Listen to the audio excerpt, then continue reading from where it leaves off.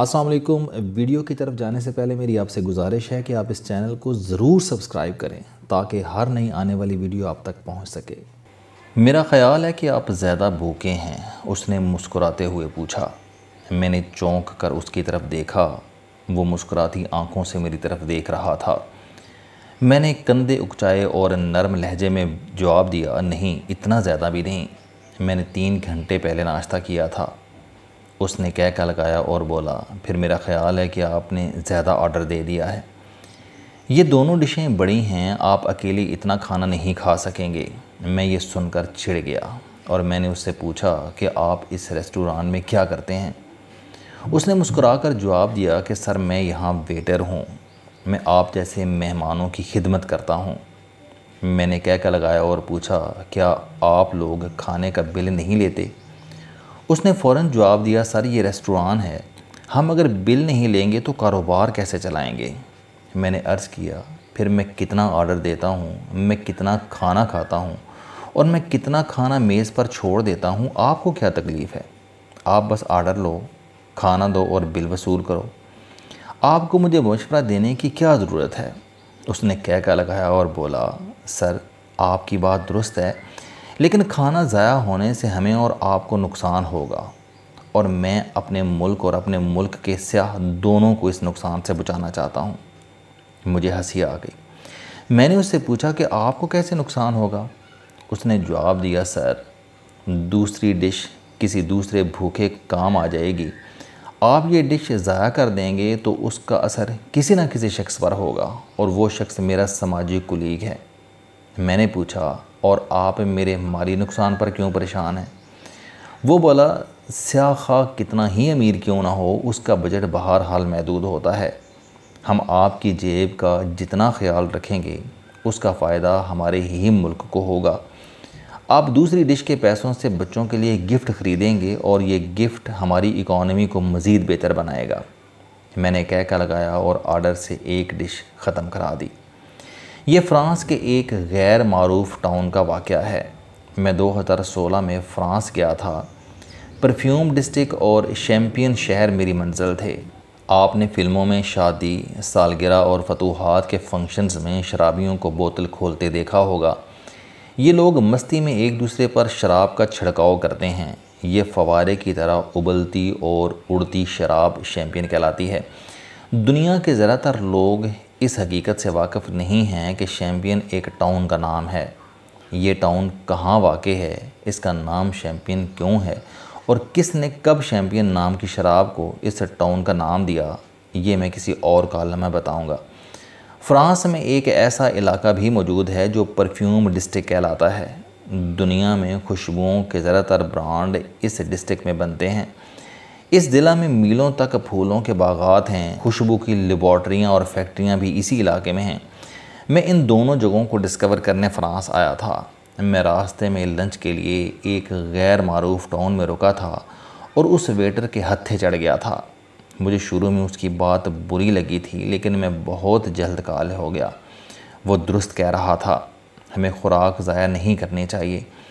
ہماری بچائی ہوئی خوراک سینکڑوں ہزاروں لوگوں کے کام آتی ہے۔ ویٹر کا مجھے ٹوکنا بظاہر ایک چھوٹا سا واقعہ تھا، لیکن اس چھوٹے سے واقعے میں ایک طویل فلسفی چھپی ہے۔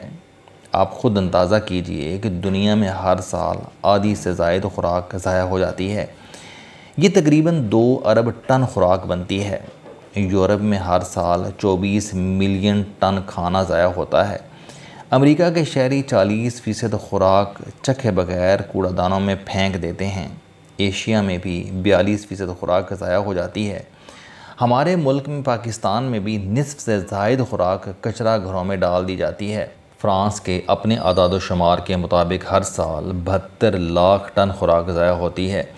اس خوراک کا 67% حصہ خریدار خود اپنے ہاتھوں سے کوڑا دانوں میں پھینک دیتے ہیں، جبکہ ریسٹورانوں اور دکانداروں کے ہاتھوں 15% خوراک ضائع ہوتی ہے۔ ایک اندازے کے مطابق فرانس کا ہر شہری ہر سال 30 کلو خوراک ضائع کرتا ہے۔ حکومت کا خیال ہے کہ ہم اگر یہ خوراک بچا لیں تو ہم کروڑوں لوگوں کو مفت فیڈ کر سکتے ہیں۔ چنانچہ فرانس کی حکومت نے اس حقیقت کو ذہن میں رکھتے ہوئے کچھ عرصہ قبل خوراک بچاؤ قانون پاس کر دیا۔ حکومت نے قانون کے ذریعے ملک بھر کے ان تمام ریسٹورانوں، فوڈ مارکیٹوں اور خوراک کے سٹوروں کو پابند کر دیا جن کا رقبہ 4,500 مربع فٹ سے زائد ہے۔ ان تمام اداروں کو پابند بنا دیا گیا کہ یہ فلاح و بہبود کی تنظیموں سے معاہدے کریں گے، یہ زائد خوراک انہیں عطیہ کریں گے اور یہ تنظیمیں یہ کھانا ضرورت مندوں کو مفت فراہم کرے گی۔ ملک بھر میں جو ریسٹوران اس قانون کی خلاف ورزی کرتے ہیں ان کے مالکان گرفتار ہو جاتے ہیں اور انہیں 2 سال قید بھگتنا پڑتی ہے یا پھر 1000 یورو جرمانہ ادا کرنا پڑتا ہے۔ یہ قانون صرف فرانس تک محدود نہیں ہے بلکہ یورپ کے دوسرے ممالک میں بھی ایسے قوانین موجود ہیں، اور ان تمام ممالک کے ریسٹورانوں میں ویٹرز گاہکوں کو زیادہ آرڈر سے باز رکھنے کی کوشش کرتے ہیں۔ کیونکہ بچا ہوا کھانا محفوظ کرنے اور NGOs تک پہنچانے میں ان کا خاصا وقت اور وسائل ضائع ہو جاتے ہیں۔ چنانچہ ان لوگوں کی کوشش ہوتی ہے کہ گاہک ضرورت سے زیادہ آرڈر نہ دیں تاکہ یہ کوفت سے بچ جائیں۔ یہ حکومتوں اور قوانین کا معاملہ ہے، لیکن بھارت کے ایک شہری نے چند برس قبل دنیا کا پہلا روٹی بینک بنا کر پوری دنیا کو حیران کر دیا۔ اس شخص کا نام یوسف مکاتی ہے۔ یہ مہاراشٹر کے شہر اورنگ آباد کا رہنے والا ہے۔ یوسف مکاتی نے اپنی بیگم کوثر اور 4 بہنوں سیما، ممتاز، شہناز اور ہما کے مشورے سے روٹی بینک شروع کیا۔ یہ ایک اچھوتا آئیڈیا ہے۔ یہ لوگ مخیر حضرات سے روٹیاں اور سالن جمع کرتے ہیں اور یہ کھانا ضرورت مندوں کو دے دیتے ہیں۔ یوسف مکاتی کا بینک صبح 11 بجے کھلتا ہے اور رات 11 بجے تک کھلا رہتا ہے۔ یہ لوگ مخیر حضرات کو بیگ فراہم کرتے ہیں۔ ہر بیگ کے اوپر کوڈ نمبر لکھا ہوتا ہے۔ مخیر حضرات بیگ میں کھانا ڈال کر بینک میں جمع کرا جاتے ہیں اور یہ لوگ یہ کھانا گرم کر کے ضرورت مندوں کے حوالے کر دیتے ہیں۔ شہر کا کوئی بھی شخص ایک سادہ فارم پر کر کے اس بینک کا ممبر بن سکتا ہے۔ مخیر حضرات دن میں جتنی بار چاہیں کھانا عطیہ کر سکتے ہیں۔ یوسف مکاتی کو پہلے مہینے 250 ڈونرز ملے۔ یہ ڈونرز 1000 لوگوں کا کھانا فراہم کرتے تھے۔ ڈونرز کی تعداد اب 2000 میں ہے، جبکہ روزانہ 20,000 لوگ روٹی بینک سے کھانا کھا رہے ہیں۔ یہ بینک ہر مذہب، رنگ اور نسل کے لوگوں کو کھانا دیتا ہے۔ شہر کے شادی ہال بھی یوسف مکاتی کے اس نیک کام میں شریک ہو چکے ہیں۔ سینکڑوں غیر مسلم شادی ہال بینک کو روزانہ کھانا دے رہے ہیں، جبکہ درجنوں مسلم شادی ہال بھی کھانا فراہم کرنے والوں میں شریک ہیں۔ یوسف مکاتی نے مخیر حضرات کی مدد سے بڑے بڑے فریزر خرید لیے ہیں۔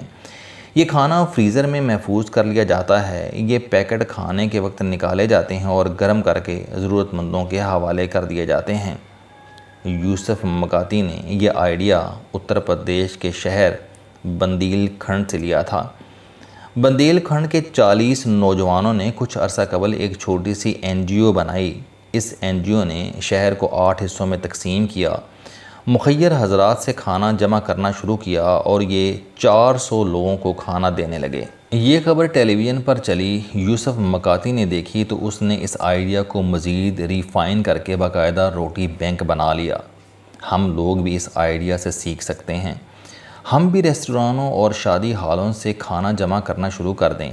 ہم محلے کی سطح پر روٹی بینک بنائیں۔ محلے کا ہر گھر زائد کھانا پیک کر کے روٹی بینک کے حوالے کرے اور یہ بینک کچی آبادی کے لوگوں کو کھانا پہنچا دیں تو آپ اندازہ کیجئے ملک میں کتنا بڑا انقلاب آ جائے گا۔ کاش ہمارے ملک میں بھی یوسف مکاتی جیسے لوگ سامنے آئیں اور کاش ہماری حکومتوں کو بھی فرانس کی حکومت کی طرح احساس ہو جائے۔ کاش یہ بھی خوراک کے تحفظ کا بل پاس کر دیں۔ یہ بھی گٹروں کی طرف جاتی خوراک کا رخ بھوکے ہونٹوں کی طرف موڑ دیں۔ یہ بھی دنیا کو مسلمان ہونے کا احساس دلا دیں۔ یہ معمولی کام ہے۔ ہماری حکومتیں اور ہمارا معاشرہ یہ معمولی کام بڑی آسانی سے سر انجام دے سکتا ہے۔ بس یوسف مکاتی جیسے لوگوں کو سامنے آنا چاہیے اور مخیر لوگوں کو تحفظ خوراک کا بیڑا اٹھا لینا چاہیے اور ملک بھر میں خوراک کا انقلاب آ جائے گا۔